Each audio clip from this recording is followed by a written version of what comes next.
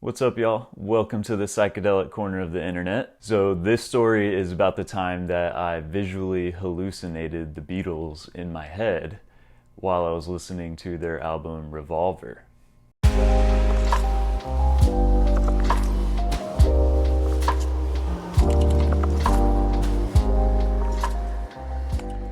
So this is still a pretty new YouTube channel. It's called Find the Others. It's a name based on a Terence McKenna quote that is actually a quote of Tim Leary from the 60s.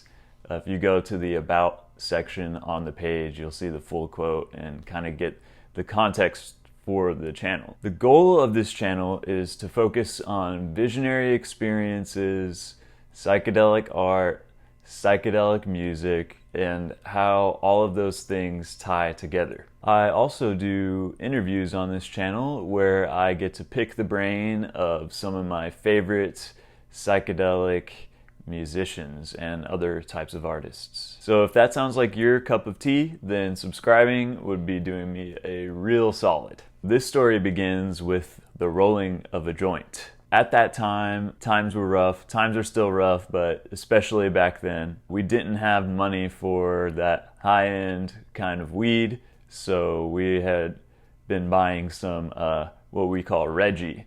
So I don't know what the nicknames are for just the old school, regular, non-hydroponic weed, but we call it Reggie. Some people call it dirt weed. Anyway, rolled a joint of Reggie, and I'm really not the best. Out of my group of friends, there's usually somebody who's better at rolling joints, so we kind of delegate that to them.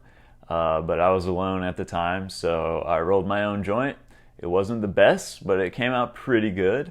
And so I was actually feeling really good about that, kind of gassing myself up a little bit and feeling real empowered that I rolled my own joint, which is a trivial thing, but hey, that's what I was feeling at the time. So I got in my truck and I started to put on the Revolver album by the Beatles, which in their entire discography, that is the album where things start to go into the acid-heavy realms. Next step, of course, is smoking my joint. So I started smoking that shit and toking that shit. Reggie is a lot smellier. I just have that distinct earthy smell, and that's associated with this memory. So I think it took me about the first 3 songs to finish smoking this joint. A lot of Beatles music, if you're not familiar with the band, all of the members of the band are the lead singer on certain songs.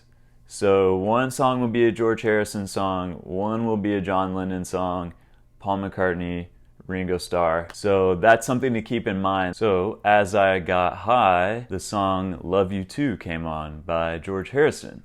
And this is one of the more sitar influenced songs. So it has this kind of classical Indian music vibe going on to it. So as the music comes on, I sat there and closed my eyes. I had this very strange kind of intuition. When I get into these visionary states, the one common thing is it almost feels like you're entering a flow state. So if you've ever felt like, being in a flow state, like whether that's playing music or when you're just talking about something and everything just kind of flows naturally, like with a friend, that's flow state, right? So I noticed that when I have these visionary type experiences that I'm entering a kind of a flow state where it feels like things start happening in flow. So when this very intuitive sense of flow comes on, that's whenever I realize that I should be really paying attention. So I had this strange intuition that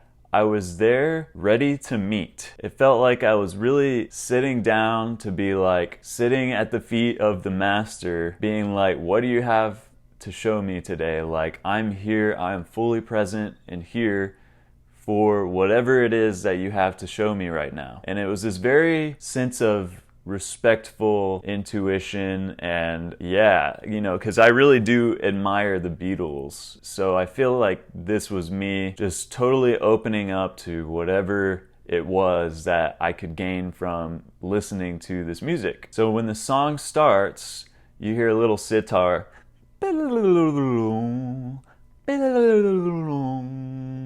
Bon wine, bon wine, bon ba ba ba bum.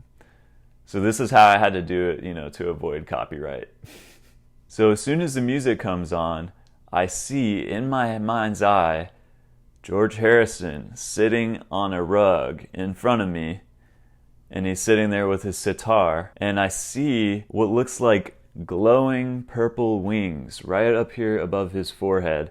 It was the same neon green that I talk about in all of my visual hallucinations in my other trip reports.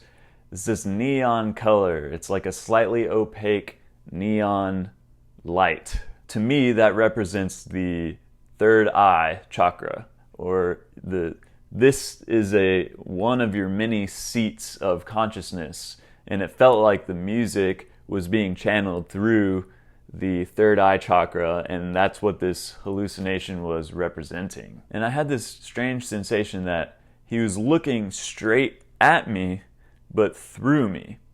Kind of like how I'm looking at this camera right now. On the other end of this, there's going to be a person, and I'm looking straight at you and through you, but I don't actually see you as that specific person. It's kind of like this one-way mirror sensation. So I felt like George Harrison was looking at me, but through me at the same time. And on top of this, I felt the way that the Indian music represented this serpentine energy. I felt that serpentine kind of kundalini energy going up my spine, and the music was triggering that even more. I made a drawing that, to the best of my limited ability, shows kind of what this hallucination looks like. So you can see him sitting in the grass, see him playing his sitar. I tried to draw the little neon wings that were on his third eye. This doesn't fully represent the picture, but there was a strong purple in his aura, and I could see kind of his whole energy. And I felt it going up the spine, I saw his third eye, and I saw his whole aura represented this way. So once this happened, I'm like totally engrossed in the moment and just like, all right, I'm here, I'm paying attention, I'm watching, what do we got here? So the next song that comes on was And Your Bird Can Sing. It's a John Lennon song. So with that one, I saw John Lennon standing there now, and he was standing in the middle of a park with a guitar. He was strumming along with the chords in the song, which if you listen to the song, it's just got this background guitar going ding, ding, ding, ding, ding, ding, just a steady strumming of the guitar chord. I saw him standing in a park. There's a tree. He was in the middle of a sidewalk, and I saw his aura too. His was interesting. It was like I saw little lines of energy radiating from his body. It was affected by his movement and dancing and his playing. It looked like doodle drawing lines, like something someone would write with a pen or a Sharpie. It was in black and white, but it also had this kind of fuzz to it, as if it was like something that I was seeing through a black and white TV. So like imagine like a 50s blurry black and white TV image. So that was the energy that I saw. It's weird. It was like a mix of like actual auric energy and like television. I can only speculate on this, but I think that it has a lot to do with the fact that the Beatles grew up on television, and especially 1950s rock and roll was some of the stuff that they saw on TV. I believe that what I possibly saw was somewhere in his aura, he was projecting this rock and roll TV vibration that he had soaked in as a child or as a young person. And this is him radiating that back out. So that's my only guess. It's important to also note the doodle-like quality of these lines that I saw radiating from his body. So if you actually have seen any of John Lennon's drawings, he has this very loose, like doodly way of making visual art and drawings. To my amazement, I found a drawing that John Lennon made of himself that depicts this exact scene that I saw in my head. I'm not kidding you. And I saw this after this hallucination happened. So this picture that I put in the video is actually one that John Lennon drew of himself, and it's depicting this exact same scene that I saw in my head. He's standing in the middle of a park with the guitar. Mine was a little more 3D, but it had that same doodle-esque quality to those lines that was radiating. It just blows my mind that this exists. It's some sort of weird verification. Sometimes I think the universe is just playing tricks on me, man. So this continued. I think I listened to a few more songs and I was just totally engrossed in this album. And I don't think I hallucinated a person every single time. But further down the album list, I did get to a Paul McCartney song called Good Day Sunshine. And it's this super bright, ecstatic, joyous song. It's like almost too happy. So when this song was on, I saw Paul McCartney now in my hallucination. And this was interesting because with the George Harrison and the John Lennon ones, they were sitting and standing on the ground. But with this, with Paul McCartney, I hallucinated him miles above the earth. I see Paul McCartney floating above the atmosphere, connected to the ground through this blue energy beam, very similar to this Alex Grey painting. So this beam that I'm talking about, it was running up from the root of the earth all the way up into space, and it was like propelling Paul McCartney up into the atmosphere or above the atmosphere. And I saw this blue energy going up into his heart area. And very similar to the Philosopher's Stone that I described in my mushroom trip report, I saw churning in the middle of his heart all of the elements. This blue energy was going all the way up and it was churning right here. You know, I saw lightning, I saw water, I saw smoke, all the elements kind of churning in here. And I also saw it radiating from his throat chakra area. These two to me have very strong association because whenever your heart is being purified and is bursting with extra love and energy, I feel like it's just must be expressed. Like this is like the vent where it has to go whenever there's too much in here. So when all this was happening, I saw him dancing. There was a lot of movement in all of these. With John Lennon, he was just kind of like ding, ding, ding, you know, just kind of like rocking and grooving. And with George Harrison, it was like the kind of like the serpentine movement thing, but he was sitting on the ground, but it had that rootedness to it too. But with Paul, he was going full like, you know, showman, entertainer, like 1940s hit, you know, that kind of like energy. But it was above the earth. So there's a few references that I feel like I should mention that go with this Paul McCartney side. I don't think I have full-blown synesthesia, but there are times where I feel certain colors associate with certain sounds, and it's kind of like a mild synesthesia, crossing of the senses. So I noticed that whenever I was young, I heard the Beatles song Eleanor Rigby was one of the first songs that I heard by the Beatles. I used to always think that whenever Paul McCartney sang that note, when he hits those high notes on the do, all the lonely people, where do they all come from? When he sings the do, when I was little, I thought that I always saw the color blue. Whenever he hit that note, I don't know if it's because do rhymes with blue or what it is, but I've always associated that thing with him and like singing in a blue color. So that's also the main color of what I saw in my Paul McCartney hallucination. That was the main color. It was all mostly blue. The blue energy, blue in the heart, blue coming out of the throat, which the associated color for the throat chakra is blue. So to me, this one, like how George Harrison's was focused on the third eye chakra center, I felt like Paul McCartney's was mainly these two, but if you had to pick one, it would probably be throat chakra or heart chakra. So I want to read you this quote that is Carl Jung. This is a quote that I found that somebody was writing about Carl Jung and his interpretation of the chakras. And I feel like this quote is very relevant. Whenever I read this, I was like, yes, this is exactly what I was thinking about the Paul McCartney vision that I had. So it says, in the Eastern chakra system, the fourth chakra is connected to the heart, and is responsible for love, hate, compassion, and cruelty. Jung writes that the contact with the sun in Manipura lifts you up off your feet. So Manipura is the third chakra, the solar plexus. And so he's talking about the heart in this quote, but he's talking about it in kind of sequential order as you're rising in levels of consciousness from your third chakra area to your fourth chakra. So that's what he's talking about here. The contact with the sun in Manipura lifts you up off your feet into the sphere above the earth. This demonstrates that in Anahata, you are above emotions and able to reflect on emotions rather than feel their wrath. You are aware that you are not your emotions, so you discover the self. Specifically that part where he talks about lifts you up off your feet into the sphere above the earth.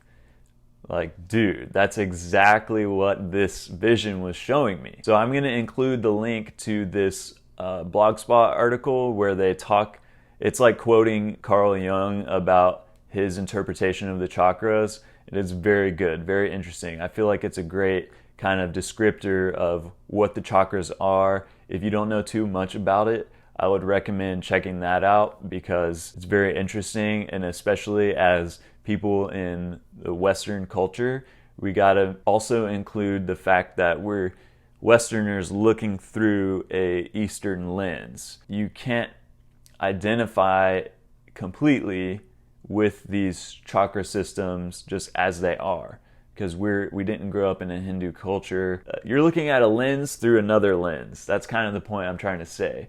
And I feel like Carl Jung, through a Western interpretation of the chakras, is doing the best at looking through both of those lenses. So yeah, those were the three main hallucinations that I saw. And I was in tears after the experience. It was a truly profound thing that happened, and I'm still shocked that it happened. It was like a movie, man. It was just like so vivid, and you really felt the energy with the music, especially because the music, it's like how when you're listening to music, you feel the groove and you can, bob with it and dance with it. It was that same thing because I was actually listening to these songs, but it was also creating a very visceral experience of these like auras and like these visions of the Beatles moving to their music.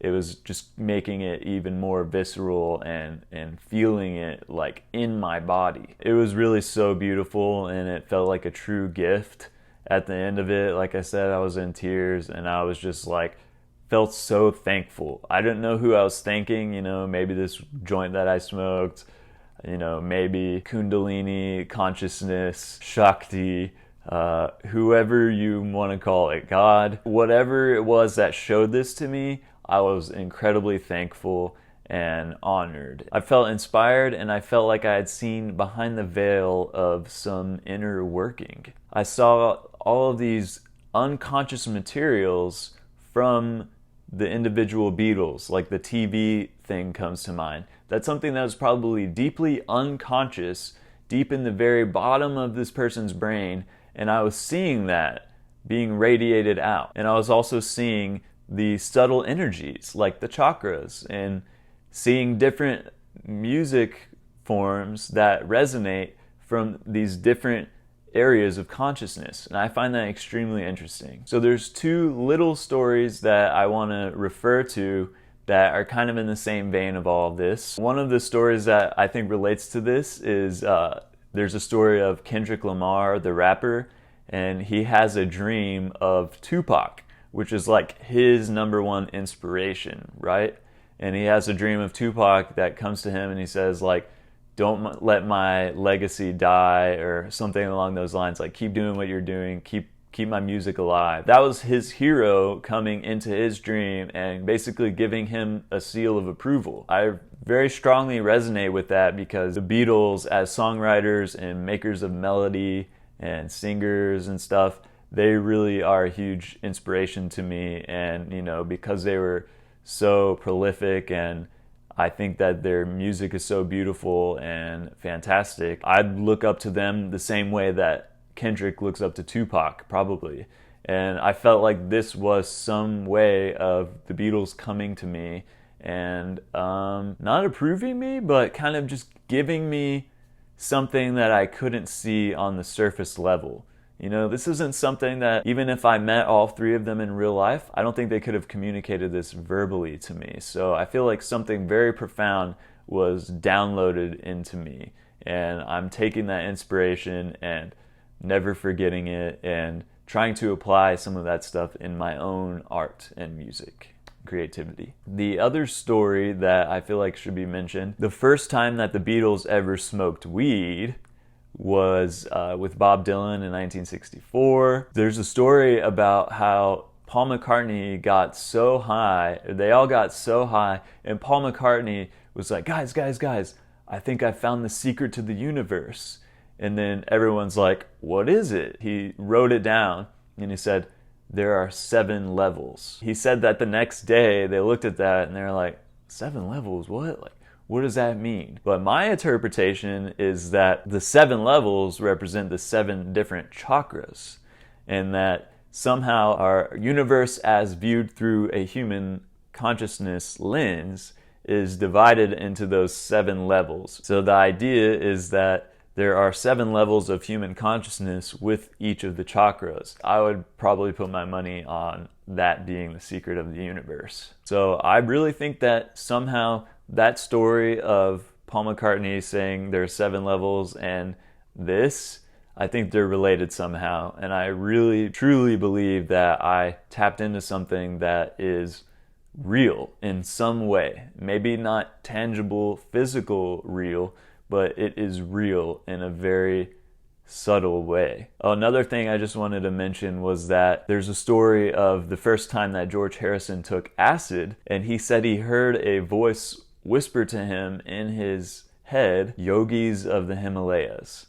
And that was the thing that motivated him to get into Indian music and this whole world of Eastern consciousness, of meditation, of chanting, this esoteric state of mind. And I think that's very interesting. The reason that I think this is all so interesting is because this relates a lot to my own psychedelic journey, where I feel like along the way I have been shown things from deep in my unconscious mind that have guided and molded the narrative of my journey. And I think that whatever force is behind George Harrison hearing Yogis of the Himalayas and Paul McCartney saying there's 7 levels, I think this is the same force that's affecting me. And it might be the collective unconscious. So that's about it for this story. It's one of my favorites. I still think about it a lot, and it was really incredible. Does anybody else have like a story of seeing someone in a dream, whether that's like a recently passed relative or someone who's like a hero to you? Have you ever seen that person in a dream or in a psychedelic vision? If you have had an experience like that, I'd be very interested to hear, so you should put it in the comments. Thanks for hearing my story, y'all. I appreciate you listening to my wacky tales. I was talking to a new friend that I made from this channel recently on the internet. He pointed out that there aren't too many psychedelic YouTube channels that are doing cannabis trip reports. Me and my friend both agreed that at high doses, cannabis is definitely psychedelic. Whether or not you have visions or anything like that, it does get very trippy at the higher levels. Why not do cannabis trip reports? Most of the time that I smoke weed, things like this do not happen.